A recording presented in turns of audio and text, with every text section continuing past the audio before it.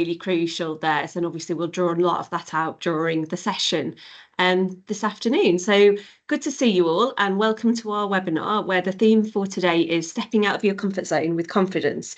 I'm really pleased to be co-hosting today alongside Nicola. For those that don't know me, my name's Sarah Griffiths. I'm the Deputy Regional Director of Finance for NHS England in the East. And as always, we've got a fab trio of speakers today. So separately, when we get into the main section of the webinar, I will let Jenny, Bimal and Spriha introduce themselves properly. Just a couple of housekeeping items by way of a brief reminder. I know Nicola's just flagged a couple of these already, but just for those that have just recently joined, if you don't mind just keeping yourself on mute with the cameras off while the speakers are presenting, just so that we can focus on them and what they've got to say. When we open up for Q&A, we really want to be able to hear and see from as many of you as possible. So we'll obviously move into the Q&A section later on during the hour we've got today, and allow plenty of time for questions before wrapping up just before 1 o'clock. So today's topic, stepping out of your comfort zone with confidence. I'm sure we've all been there. New opportunities. Have you put yourself forward? Haven't you put yourself forward? Does the leap feel just a little bit too far?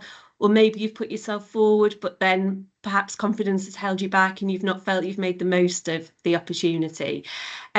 We've seen via the chat quite a few of the areas of support and the impact that support can have in this space. And today we're going to hear from 3 individuals, all of whom have got really different experiences to share on how they've overcome this challenge, what's made a difference, and I guess crucially what advice they would give. Maybe 1 or 2 examples of where opportunities haven't been seized and what they might do differently next time. So I'm really looking forward to hearing from all 3 of our speakers today on this topic. So let us get started, if that's okay. And Jenny, can I come to you first for your introduction? Thank you. Yep, thank you. So I'm Jenny Marsh. I am the Deputy Director of Operational Finance in the North Eastern Yorkshire regional team. So I'll tell you a little bit of my potted history, and along the way, hopefully, as you've said, give a few kind of ideas of what's helped me along the way, although I think it's something that you constantly work on, to be fair. So I started work 32 years ago in NHS finance.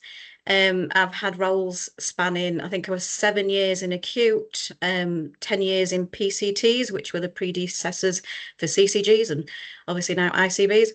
10 years in community and mental health, 18 months in primary care with primary care networks, and finally, most recently, roles in the regional team in NHS England.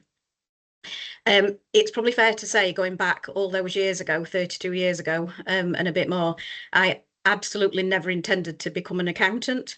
I was going off to art college. I hated maths, so was quite happy to go and get an art degree, and was then obviously going to head into a career of that ilk.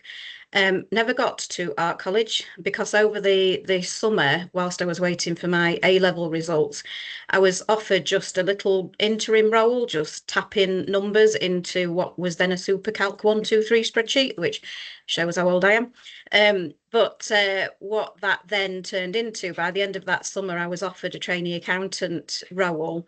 And they said, you know, we'll put you through college, you can study AAT. And at that point, I thought, I'll try it for a year. Why not? So I did. And the rest is basically history, because I never got to art college and have to do arty things at night courses and stuff like that. So I suppose from that basically started from the absolute bottom. So I even remember my salary. I was 7,400 and something a year on the basic band, and I worked.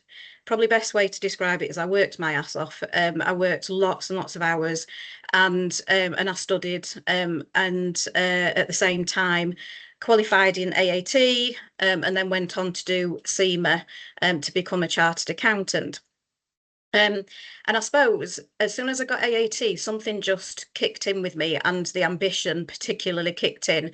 It wasn't a career I would have chosen, but I'd landed in it, and I all of a sudden realised actually I could really make something of this. In 2002, I got my first management role at a PCT. So stepped into a new management role, inherited one member of staff who was the same age as my mum at that point in time. And as a very young new manager, all of a sudden realised I'd felt out of my comfort zone. I felt a bit, fish out of water, and which what we'd now describe as kind of imposter syndrome. I trained to be an accountant, but nobody had ever given me any training in how to be a manager, let alone a good manager. So it took me a little while to find my feet in that position, but I did by talking to my director at the time. And I put myself forward for all sorts of projects, for development courses, for leadership courses, for line management courses as well, which all really, really helped. And then fast forward on to 2013. By this point, I was working as an assistant director of finance. But unfortunately found overnight, I found myself as a single mum. So my world drastically changed. And that of my children as well. I've got two boys. So the best way to describe it is I describe it as I installed my own glass ceiling literally overnight, and decided that I was already at assistant director level. I didn't need to progress any further at that point. And I was intentionally not going to. And I needed to keep that work-life balance for my children. I wanted to be at the school gates 3 days a week, and I needed to keep their life as steady as possible. And I did that for a long time, for many years, and I frustratingly watched people progress ahead of me. I watched new management trainee program people come in and very quickly progress up the ladder. But I'd intentionally made that decision. I was offered many leadership courses. I was offered secondments. I was offered all sorts, and I declined them for many, many years because that was the right thing that I felt I needed to do. But after quite a number of years, and then all of a sudden you look and you think, I've got some stinky, hairy teenagers. And the boys have, all of a sudden turned, into more independent humans. And I decided it was time to spread my wings and release that frustration. So what I did was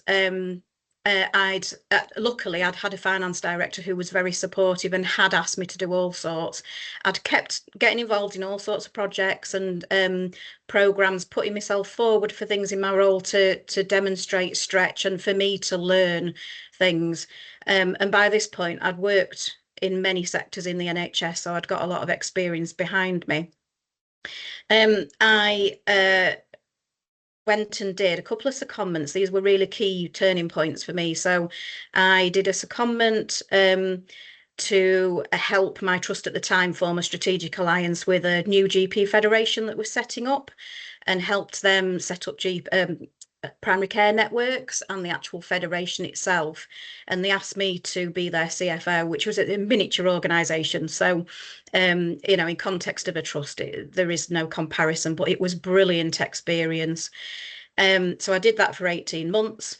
I then also did a year secondment as an very challenged acute deputy director of finance as well. So I made sure that on top of all the experience I had, that I had got some very recent senior experience that I could essentially put in the tool bag. I also recognised that I never did a degree in the first place. I'd got all this experience and I'd made really good progress in my career, but I always felt a bit as though I'd got a missing bit of the jigsaw. I'd never done a degree, and I kind of almost felt a bit embarrassed about it. I've got AAT, I'm a chartered accountant, I've got all of this, but I don't have a degree. So I did decide whilst I was doing the first secondment, I thought I'm going to do a master's. I'm a mature student. I was supported through work, luckily, and I did a master's. And at the end of that, I thought, what was I worried about? why did I ever think that I couldn't do? Because I kept thinking to myself, I can't do a master's. I've not even done a degree, but I did it, smashed it, got really good marks, and actually was really, really tough with myself for doing it. I then moved over to was successful in getting a role in the regional team, which was a very sideways move at the time, but working with a fantastic team and some absolutely fantastic leaders. And what that helped me do was, say, progress career, get more experience. But because of the things that I've described, where I'd pushed myself out of my comfort zone and done secondments, it put me in a fantastic spot when this role came up, which I started only in March this year. What I quickly found, though, is literally almost straight away, as soon as I started this role, the imposter syndrome kicked back in again to a degree I didn't expect, and I was really surprised. And I remember having a conversation with my current director, current line manager, and I shared it with her. I was really honest and said, I'm really surprised. I feel like this. After all these years, I've been waiting for this role to come for a long time. I've put myself in the right position for it. So why do I feel, as I feel? And having that really honest conversation really, really helped.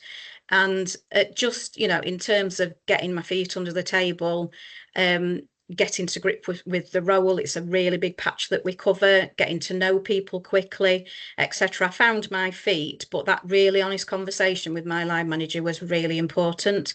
And she was so supportive, how can I help you, basically, was the answer. So yeah, definitely put yourself out, be honest, ask and ask the questions.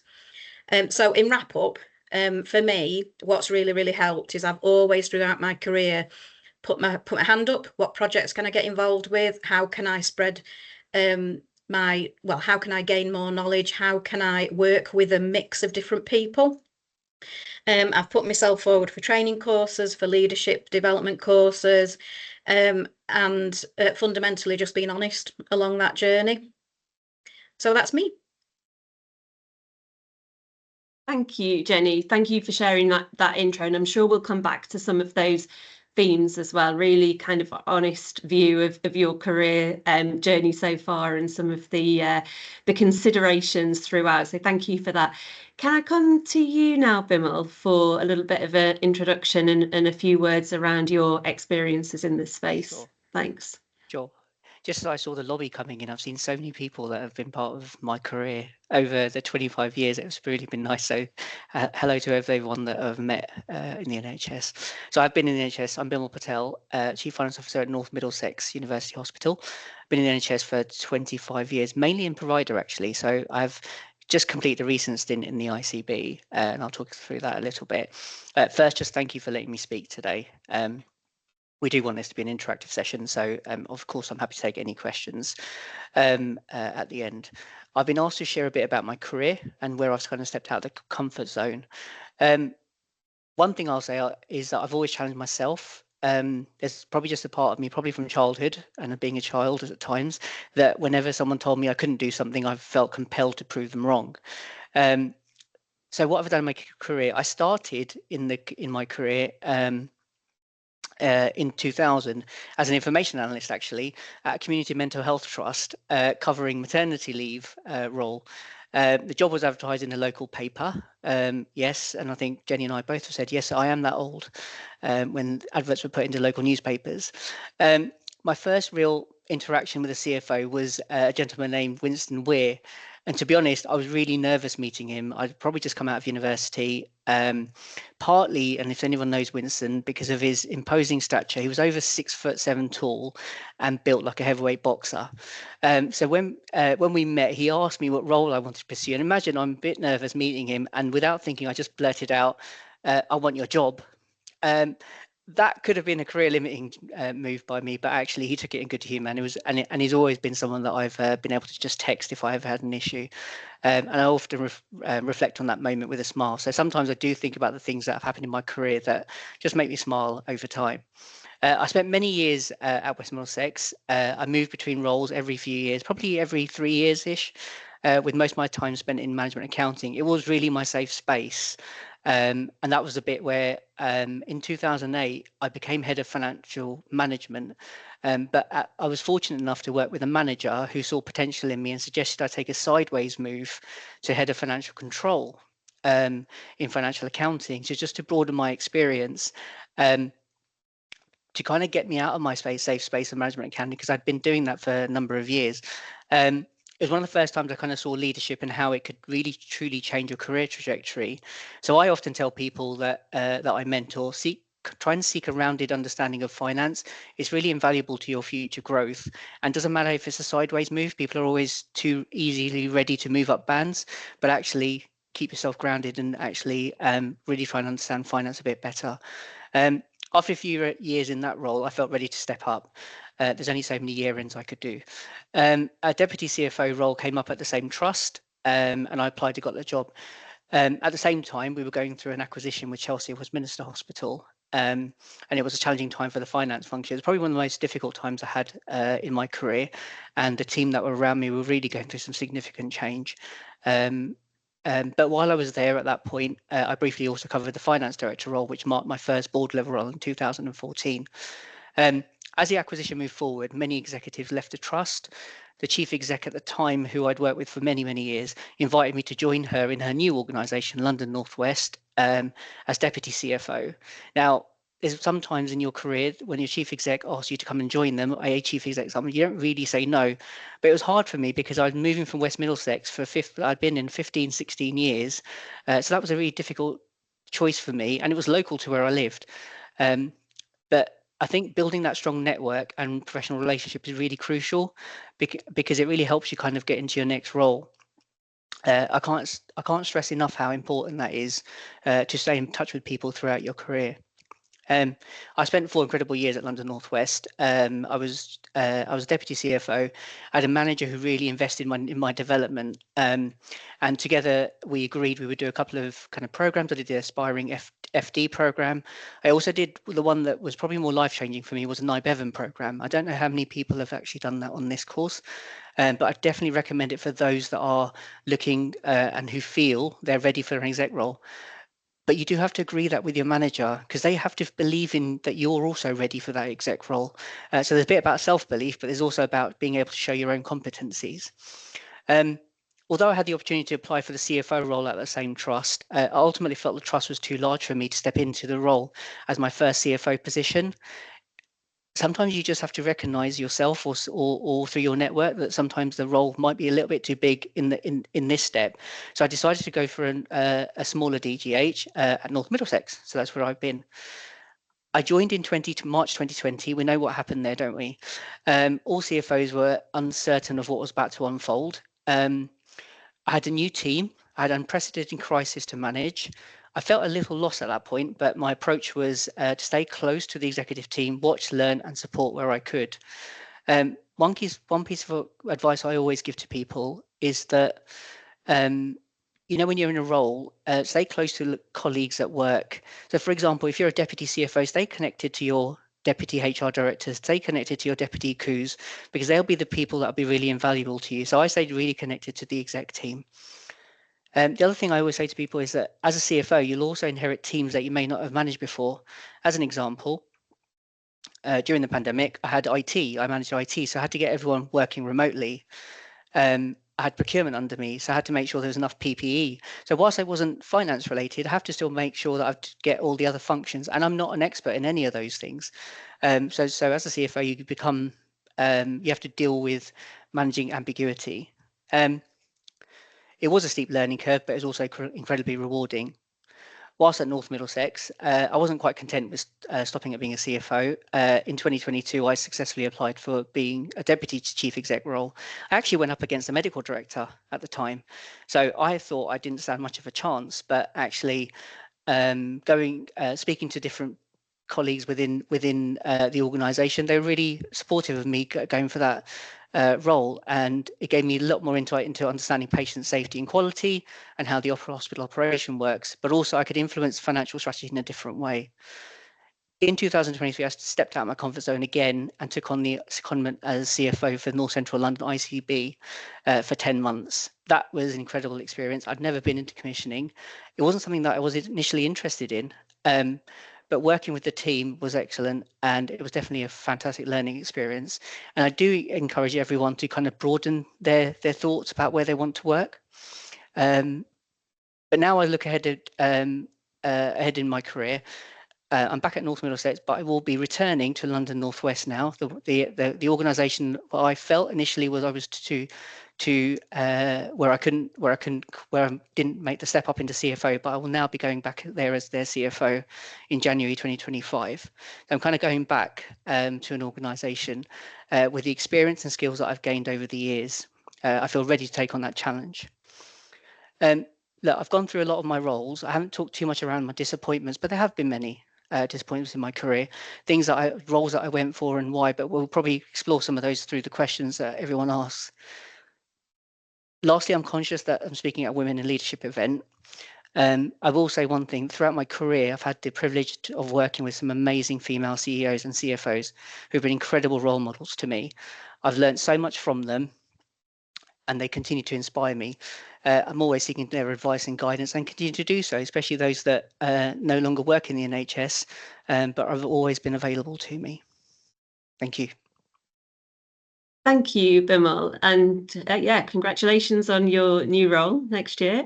Thanks for sharing those experiences. Some really great advice there. I liked the aspects around staying close to your peer colleagues and the piece around the sort of assessing the opportunities within sideways moves as well. So thank you again for sharing that. And I think we probably will come on to some of the career disappointments within the Q&A session. So thanks for the little teaser there.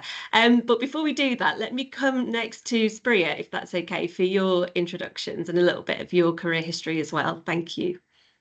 Yes, thanks, Sarah. Hi, everyone. I am Spriha Dutt. I'm the head of finance at Bedfordshire Hospitals Foundation Trust. So my background is quite different from Bimal and Jenny. I grew up in India and I moved to the UK to do my post-graduation. I was 20 years old at the time, and to move to a country where I didn't know anyone and to live independently, it was an incredible experience. After I graduated, I joined the NHS graduate scheme and did my training at Leeds Teaching Hospitals, which was a steep learning curve for me because as someone new to the country, I had no concept of how NHS worked. So that was very interesting 2.5 years for me.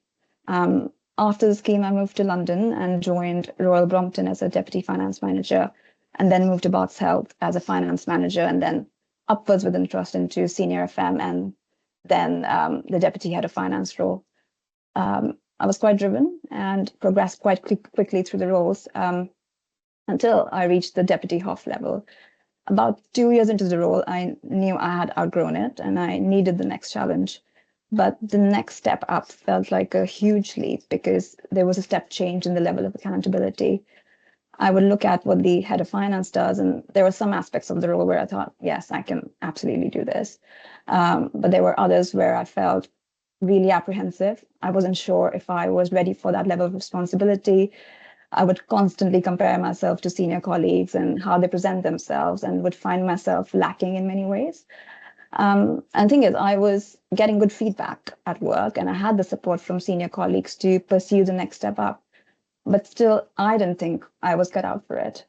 And alongside all of this, I was very keen to start a family, and I wasn't sure if it would be sensible to go for a promotion at this time.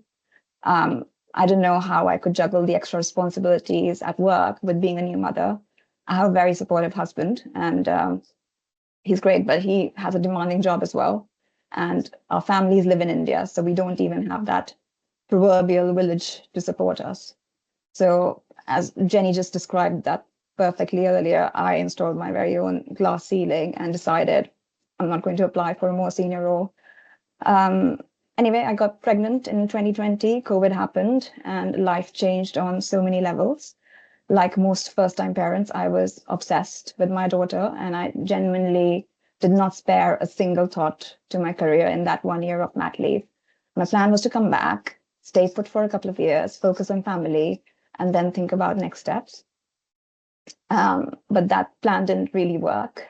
When I returned from mat leave, within a few weeks, I started to feel restless and I was itching for something more challenging. But frustratingly, after staying away from work for a year, my imposter syndrome was at its peak, which was causing a bit of conflict with my ambitions. Then an internal opportunity came up, and my manager and a few other senior colleagues really encouraged me to apply for this. And even though I was plagued with self-doubts, I went for it. I remember on the day of the interview, I was very well prepared. But as I stepped out of my house, I was so low on confidence that I was sure I was going to perform badly on the interview. I was sure I was going to mess it up. And I did. I did a terrible interview. It was my worst interview ever. And I was so embarrassed about letting my self-doubt get the better of me, about letting everyone down, letting myself down. And I think at hindsight, it was a turning point for me. It made me step back and question my self-limiting beliefs. It made me question why I was so anchored to them.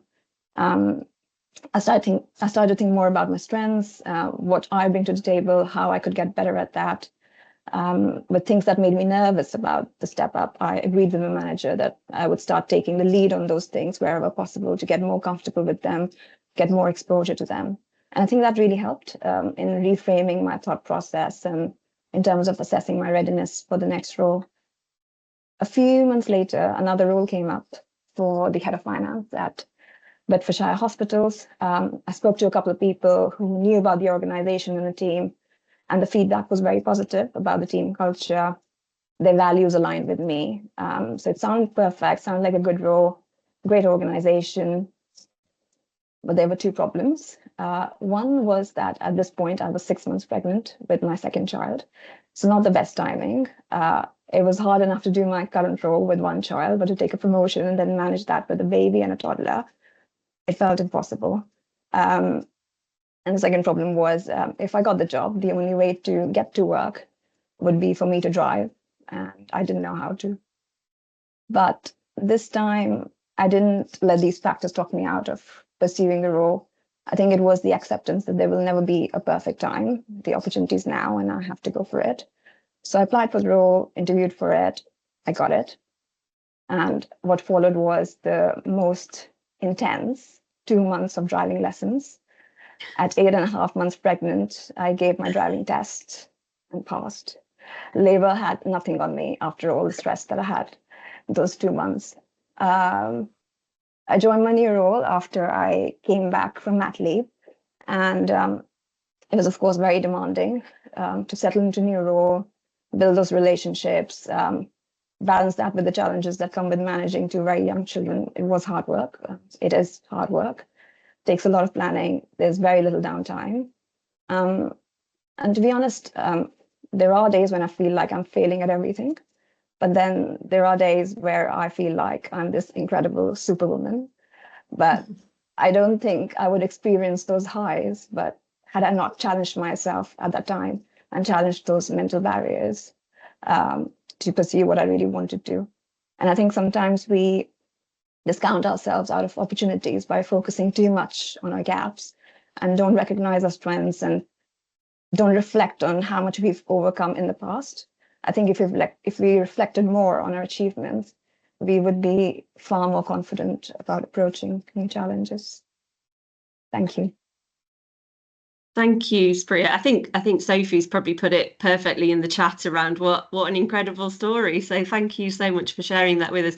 I really liked that conflict that you called out around like personal confidence or self-doubts conflicting with ambition. It's definitely there, isn't it? So, and thank you for sharing some of your disappointments in your career journey and how you overcame them. That's very, very insightful. Thanks. Let me now hand over to Nicola, if that's okay, who's going to guide us through the Q&A part of the webinar today.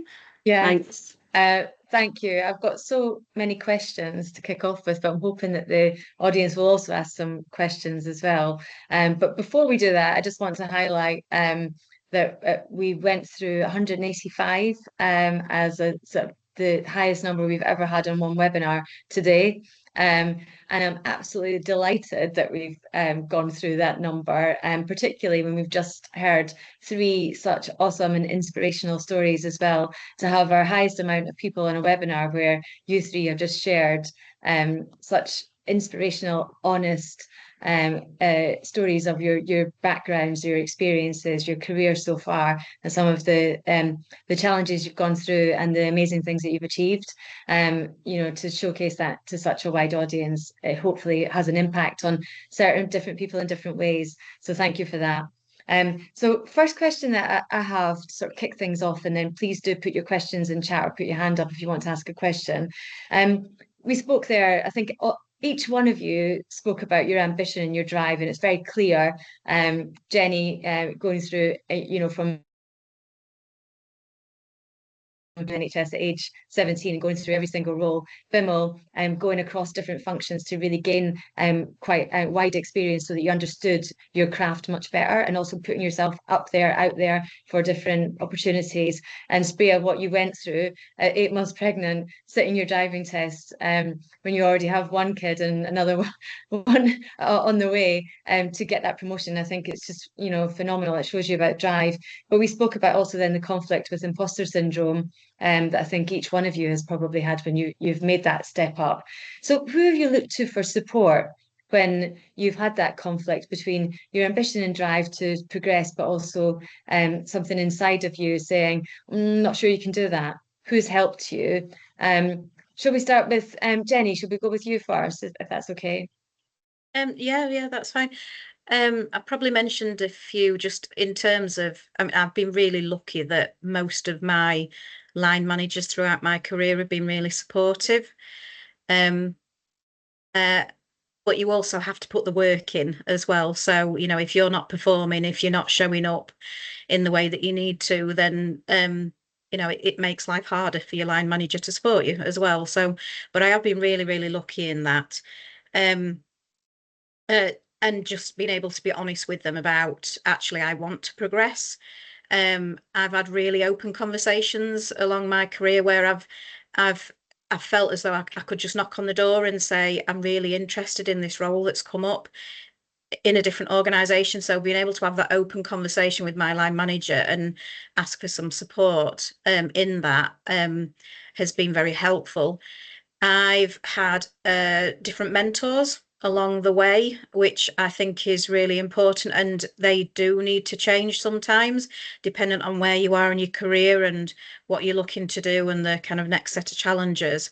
But having that space, that very private space with a mentor where you can look more career focused and help discuss how you get from A to B. And it's a bit like the talent management conversations that are hopefully rolling out across organisations at the moment, kind of being able to look that bit further forward than your current role and have somebody that can do that with you in a safe space, I think is fantastic. Yeah, excellent. Thank you. Spriha, what are your thoughts? Who supported you when you've needed that you know, that kind of recognition that you can do it? So definitely a very supportive family and friends. I think I always go back to them when I have those self-doubts. They are my hype people, and I've got that hype group at work as well. They are the people I would go to for any questions, sounding out things, venting out things, and they're also the people I go to before considering next steps or something challenging. And if I'm having those questions about myself, or am I right for it, or it feels too much, they are the people who would, maybe in a very biased way, but always tell me, yes, absolutely, you've got this. And then you need that kind of people. There are also those who I've worked with who I might not be regularly in touch with, but I think we've got a very supportive community in NHS Finance. So where I feel someone has the right experience or knowledge that I might be able to lean on to, I do reach out to them, even if I don't know them personally, and I've always got a response, and very helpful conversations come out of that. I think this network's been quite useful for that in the past, where I know some individuals have reached out to people that they've met through Women in Leadership for Finance, or even through, through other ways as well. But that's really useful. Thank you. And Bimal, you mentioned that your network, your exec peers and peers at every level have been really influential in your career and giving you that kind of support. Do you want to expand a bit on that? Yeah, I mean, at whatever level I've been in, I would say the peers that I work with have always been the people that have I've looked to, especially if I've gone for a different role, especially the internal role, internal versus external. I've always needed the support of the internal teams. The external one, I've tended to use kind of the other CFOs. My mentor, as Jenny probably said, has been really important to me, and I have changed my mentors over time, depending on what roles I'm looking at. I would just say generally, the supportive line manager is really important, because they help kind of shape some of your career as well. And they do say you leave your line manager before you leave the actual job, and it is no more true than anything and that I've ever heard. So it's very true that happens. So line manager is really important for me, and I've always chosen who I work with, because that's also quite important. Thanks. One of our previous webinars, we did quite an intense session around what you should take into account when you're choosing a role, actually, and thinking about who you work for and the support they could give you, and making the choice based on that. So another question I was thinking about, and a lot of the examples that in fact all three of you have given where you've stepped up into a more senior role, but outside of your organisation as well. But I think some of you had examples from within the same organisation, and we've heard from Spriha about the interview from hell situation as well. But do you think it's easier from what your personal experience and what you've observed to progress internally or in a slightly different environment? And also, if you can sort of bring into that as well any experiences that you can share around what it's like to manage the people that have previously been working the same level as you, as your peers. Let's start with actually, Spriha, do you want to start first on this one? Yeah. So I think it depends on the timing. It depends on the competition, realistically, for the role, and depends on how well positioned you are to be the next in line when it comes to something like that, and how much support you have from your managers to go through it. So for me, it's been different at different times, and I obviously progressed through several roles and paths and felt like the right thing, and it was the best time for me. But at that juncture where I was experiencing imposter syndrome and felt a bit stuck, I think the best thing was to move into a new environment. And I think sometimes going into a new organization can help in hitting that reset button and regaining that motivation and inspiration that you may have lost, because you have that new drive to then prove yourself again in a new setup. So I think it really depends on where you are and what kind of support you have around you. Okay, thank you. I know what you mean with that reset. It gives you the chance to kind of reinvent yourself again, or to leave that what may have not gone so well behind in some respects. Jenny, shall we jump to you next? Yeah, I'd agree with what Spriha said. It's difficult either way, isn't it? Because you've got all of the getting to know people in your organisation, finding your feet, getting to know the organisation itself and the politics. You've got all of that challenge of the kind of newness. But equally, you step up, and which is what I have done in, say, March this year, you step up in your existing team. And how do you differentiate yourself from what you were to what you are? And I think I probably found that more challenging, to be fair. And still, I'm still on that journey. And it's, I suppose for me, there's some really positives in that, though, that I have done the role that members of the team are doing. So in terms of, who used to be my peers, I've done that role. I understand what they're up against on a daily basis. I understand some of the frustrations, so that can come as a real benefit as well. But yeah, I do find it can be harder to kind of transform yourself almost because you're learning, aren't you, at the same time. I suppose one of the things that I helped is the second secondment I did, I actually did not long after joining this team. So I stretched myself and actually went out into a different organisation for a year. So I'd gained really good experience external. So I was kind of brought that back in again, and I felt a bit different from that kind of renewal bit that Spriha said.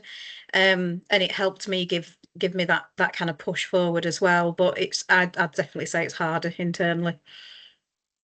Thank you. Was that your experience as well, Bimal? Yeah, kind of. I mean, I always find, so I always found when I had internal promotions, quite tricky sometimes because, especially when I became deputy to a CFO role, because everyone still saw me as a deputy, and just stepping up into that next role, how do you change what you do so that people don't see you as the deputy but see you as a CFO? Part of it was kind of keeping my distance a bit more from teams, as opposed to, so keep my distance away from functions, but keep myself a bit closer to the executive team or something like that. Actually, weirdly, that was an interview question that I had for London Northwest. They asked me how will you make sure you do that? But I always find internal interviews much harder as well, because just because you know people and you always then, I always felt like they should know what I'm like and how and assume, and you really shouldn't. It's a lot easier to just kind of prepare yourself, I felt, always for an external interview than an internal one. But the external thing is always that you're meeting lots of new people, and depends on how you are, in terms of when you meet new people and how you come across. Whereas with an internal appointment, at least you know everybody and know what the people around you, and you know who to go to with things. Yeah. No, thank you. It's really interesting insights. Also, there's some really good points coming through on the chat, and I've got some questions that I'm going to ask as well, or ask people to ask.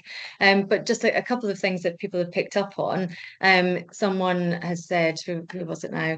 Sophie Pallet picked up on the fact of timing. There's no perfect time to take that leap. It has to be something that sits well with you, and I guess you decide the timing. I think both Spriha and Jenny had examples where at a time when career wasn't the priority, it was family or work-life balance, but then that changed again. So things do evolve. So that's quite an interesting one. And also it's Chloe picked up on what's on Spriha's point around focusing on what roles I'm so focused on that I can't do, that I forget everything that I can do. I think that's really important. I hope people take that away from today's session. But there's a question here that I think we should pose, and it's asked by Karen Massia. Karen, do you want to put your video on and ask the question, or do you want me to ask it? I'm happy to do so, but if you want to ask, just join in. Yeah, I'll ask. Oh, she's there. Yeah, I'm here. Can you hear me? hi. Hi. Yeah, I just noticed that a couple of you had said about jobs that you'd gone for that you hadn't been successful in securing those roles, and what reflections you have on those experiences and how that's then enabled you to move forward to apply for other roles after those negative experiences. Bimal, do you want to go first? You did highlight that you'd had some career disappointments, and not that we want to revel in your pain, but No, that's fine. Yeah, I mean, of course, as you go up the ladder, there's going to be less and less roles. There's going to be more and more people competing for those roles. So there's going to be disappointments, and there's going to be more disappointments. And so, yeah, there have been a few that I wasn't successful in, but Karen, thanks for your question. And you do learn from them. You learn from whether it was your interview technique. You learn from whether you can answer questions well in the way that other people want to hear. There's just so many techniques that you can learn. And I guess a couple of things when you talk to your mentor, or if you've got a coach, just talk to them about what your technique is like, and practice does genuinely make perfect in terms of interviews. So anyone I mentor, I do talk them through how you'd go through an interview process. I haven't perfected it myself by any stretch of the imagination. But the other thing is that it's really hard up to an interview, because you're quite stressed about it, and then afterwards, whilst it's a relief, but when you don't get it, I tended to think, am I not good enough? Should I not go? So I do have that bit of that imposter syndrome, or that doubt. Why didn't I get something? But the thing that I do, I think, Spriha, you said it, reflect on the good things that you've done in your career. And actually, that's the thing that always gets me over those kind of imposter syndrome bits, and the bits that, those self-doubt. I guess to an extent, I'm quite self-motivated in that way. But you do have those. But I would say that if you get to that point, just think about all the good things that you've done in your career, and that sometimes there was someone better potentially. One thing I have, and this is just me, when there's an internal candidate for kind of a CFO role, I tend to stay a little bit clear of those roles. Just that's me, because I kind of think, is there somebody already going for that role, and are they already earmarked? And it's really hard, because going for a CFO role, sometimes there's so much work to do in getting to that bit that it's a lot of effort, and sometimes is that effort worth it? And I do think that to myself. That's me being genuinely honest. Okay, thank you. Thanks for that. And that's what we want today, is to hear those experiences and share them. Although I do think as well, every interview is a learning opportunity too. An opportunity for you to meet other people, be exposed to other people, and be in that position to be considered for things the next time as well.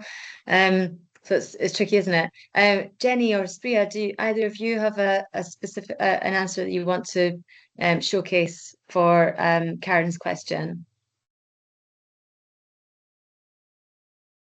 I'm happy that mine will be quick. I think the best bit of advice I could give is ask for feedback. So ask for a session with the person, the lead person on the recruiting panel.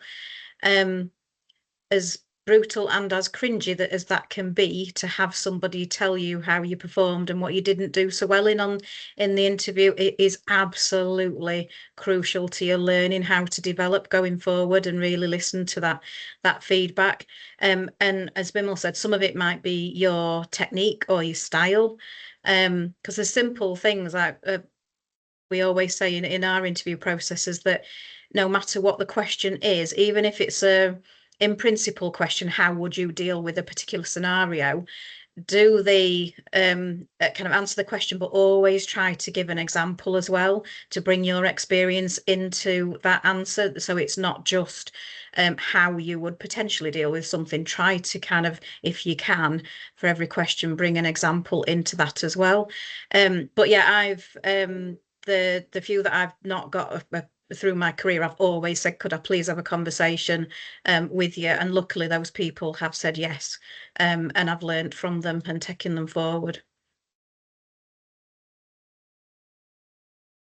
Thank you. And Spriha, anything to add before we pop into the next question? I think it's more in the reflection I have is more in preparation of the interview, or when I'm thinking about the next step, is to reach out to that professional network. So it's not just restricting yourself to the people you may know. It's just, just go on LinkedIn, find out people who are doing that role, reach out to them. As I said, we have a very small and very helpful community. So people are willing to spend that 30 minutes to talk about what that role is, what the challenges are. And I think that's quite helpful sometimes, because what you might perceive as gaps or lack of skills, you might sometimes get the reassurance that everyone has that and you don't really need that to go to the next role. Or you might get some practical tips around how you can bridge it. So it's quite handy that way. Yeah, I think it's useful getting other people's feedback, isn't it? But to make sure that you're not being limited by your own self-limiting beliefs as well. So no, thank you for that and for sharing. Quick question for Jenny. This came through from I can't remember who asked, Michelle Morgan. Did your master's benefit your professional development, or was it more about your personal confidence? And then I've got one more question I think someone's just asked as well for everyone, if we can fit that in. Both, and definitely both, quite equally, to be fair. I think I popped in the chat on before when the person had asked it. It was the HFMA masters that I did, so quite tailored to the NHS, but also had broader aspects of it as well. And although it was called a masters in finance, business and finance, I think it was, it couldn't have been further away from that, to be fair. It was leadership, it was change, it was more strategic. Yes, there were some modules that dealt with some specific things, but more so it was leadership and change. And I think anything that where you do some training around that, I think it's always positive, isn't it? It always makes you challenge your thinking. And for me, it definitely helped in that. I think there was a bit of a box ticking exercise for me as well, if I'm brutally honest. So there was because as I said in my intro at the start, I'd not done a degree. So for me, I felt I needed that piece of paper. But in today's world, it's expected in a lot of roles that you have a master's degree. It's in the essential, or at least in the desirable in the person spec. So I felt as though I needed to get one for many reasons, but getting it, I think it just did that kind of that affirmation for me as well, and it certainly boosted confidence because as I said earlier, it was for me, it was like, yes, I can do it, and actually that really wasn't that hard. And I was astonished actually that I managed to squeeze time, working, busy life, 2 kids, juggling, all home life type of stuff. I managed to somehow fit in time to do a master's degree, which I didn't think I would have. And you'd be amazed how you can squeeze time in. So yeah, definitely both. Definitely really valuable experience, and I'd recommend it if people are interested. Yeah, thank you. That's it's really inspirational what you did actually, and I'm really impressed by it. You put me to shame. I can barely read a book in my spare time. Just a quick question before I hand you back to Sarah to do the summary. Jane Chalfont asked, who is the role model who inspires you to show up, grow personally and push on? So if we could just give, if you could answer quite quickly so that we can fit all 3 answers in, if you don't mind. Let's go to Bimal first. Well, that's a tough And don't say question. me, but don't say me, Bimal. That's really embarrassing. I'm not sure it's necessarily a person. It's probably a thing. It's more for me making sure that I'm doing a good role, a job for the organisation, but also I'm there as a support network for my team more than anything. And so that the team below me really inspire me more than anything else, because they're the ones that make me look good. Spriha? Yes, same. Very difficult question. I don't think it's one person, but definitely over the last 4 years, it's been my daughters and the kind of role model I am. So I do think about that a lot when I make decisions. Yeah, they're still really little, aren't they? But they'll see this. You can tell them one day when you're 8 months pregnant, sitting your driving test. Oh, I will. And Jenny? I've had a couple of finance directors in the past, which I've found really inspirational. And the way that they've behaved, and just their approach to things, I just found really, really good. And I always thought to myself, if I could model some of those behaviours, and some of that was just kind of some basic stuff, just being nice to people, just like, if as a leader, if you can juggle all, that busy day and endless meetings and all of that, and you can still have that absolute value of being nice to people and having your door open, then that you're winning in my eyes. And I had a couple of really good people that certainly modelled those behaviours.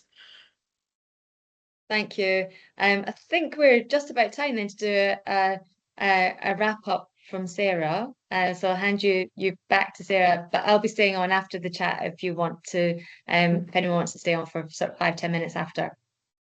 Thank you. Yeah, and just by way of a brief wrap up, thanks for sharing those final reflections, and for all of your kind of comments and reflections today, and thanks for all of our attendees and for the content within the chat as well. We do always review the chat after the session just to kind of see if there's any themes and everything coming through there, so we'll definitely go back over that, and it's really helpful for us to inform the contents for our next webinars. So all that's left for me to do, just to wrap up in the last couple of minutes, is to again thank Jenny and Bimal and Spriha for your time and your transparency and all of your advice this afternoon. We do really appreciate it.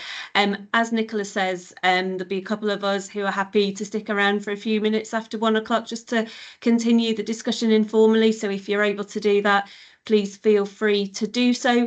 I think we have had a bit of another record bumper attendance today, so great to see so many of you here.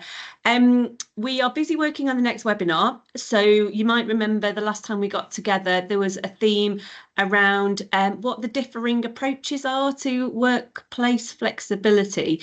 So that's going to be, we hope, the theme for our next webinar, which we'll probably schedule for some time in the new year, with the date and the speakers to be confirmed, but we'll come back to you as soon as we've got the details on that. It hopefully is going to be another great webinar. But let me wrap up there. Thank you again for your participation and engagement, and we'll see you all soon. Thanks all. Bye then.